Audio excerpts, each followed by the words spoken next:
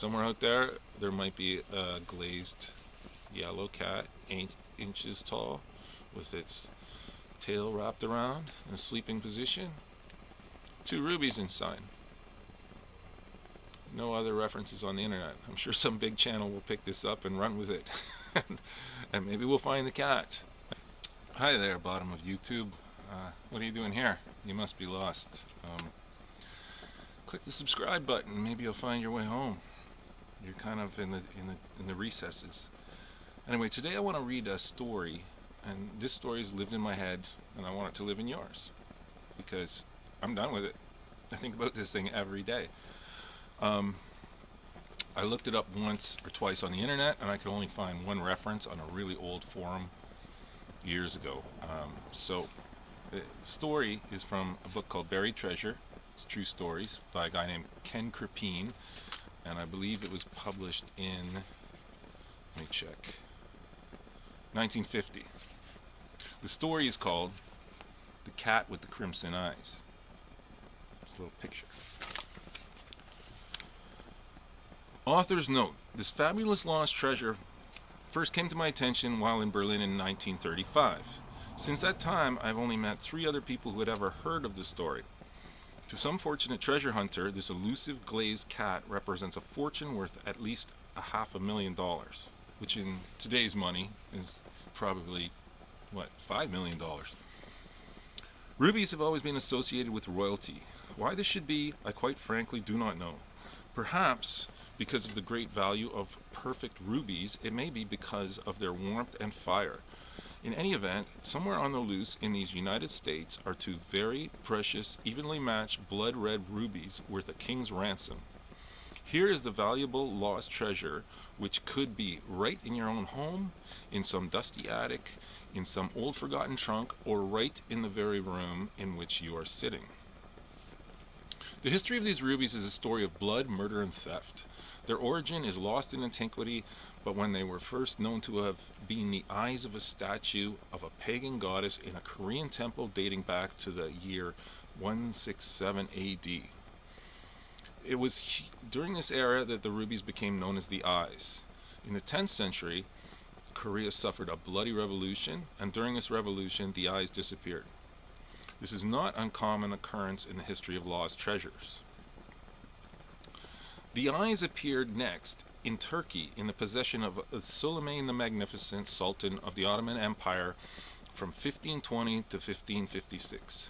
Suleiman, so the story goes, fell madly in love with a very unemotional blonde from Britain. Very unemotional. Hoping to win the young damsel over to harem life,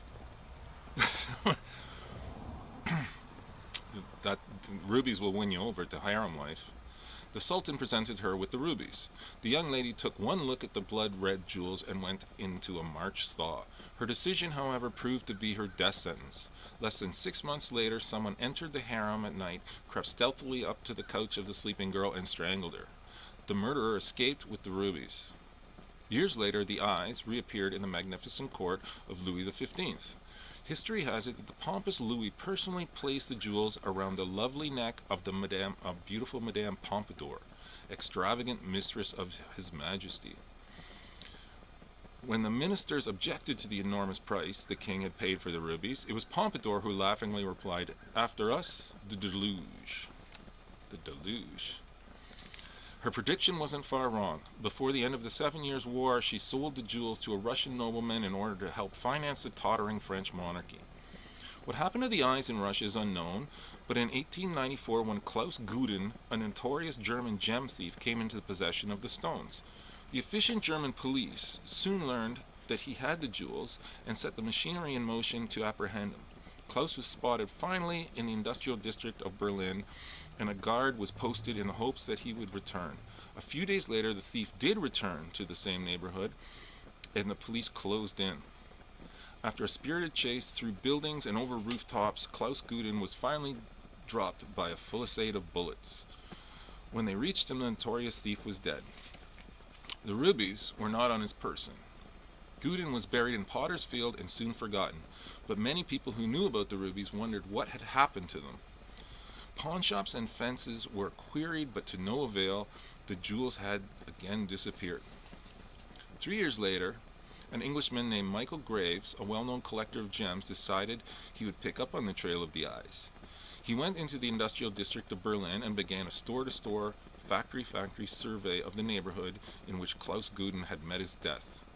One day he came to a little ceramic factory. Entering, he showed a picture of Guden to the proprietor and asked if he had seen the man.